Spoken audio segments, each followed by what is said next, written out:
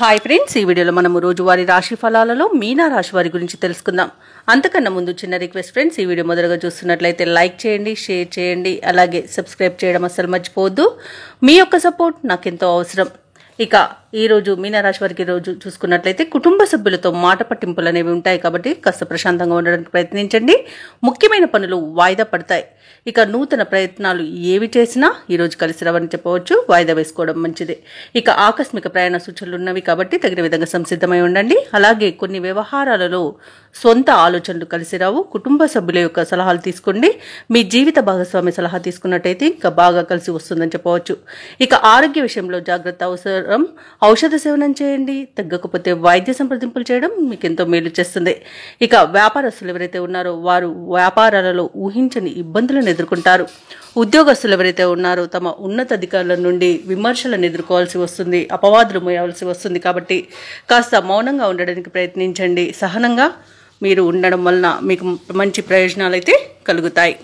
ఇక మీనరాశి వారు ఎవరైతే దూర ప్రయాణాలు చేస్తున్నారో ఆ ప్రయాణాలలో వాహన ప్రమాద సూచనలు ఉన్నవి కాబట్టి తగిన జాగ్రత్తలు తీసుకోండి.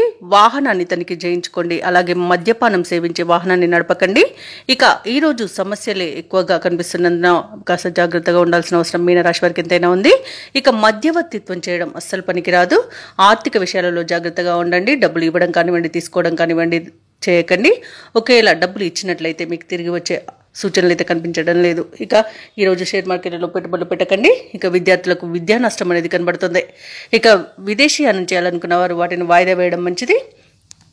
ఇక మీనరాశి వారు ఈరోజు కుటుంబ సభ్యుల మాట తీరుతో కొంత అసహనం చెందుతారు. అనుకోని ఖర్చులు ఎదురై ఉక్కిరిబిక్కిరవుతారు. ఇంట బయట సమస్యలు పెరుగుతాయి. ఆత్మీయుల నుండి విమర్శలను ఎదుర్కొంటారు.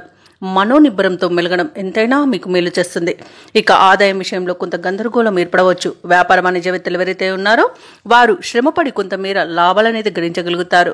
ప్రభుత్వ ఉద్యోగస్తులు ఎవరైతే ఉన్నారో వారికి అదనపు విధులతో సతమతమయ్యే అవకాశం కనిపిస్తుంది. పారిశ్రామికవేత్తలకు, క్రీడాకారులకు ఉత్సాహం అనేది తగ్గిపోతుంది.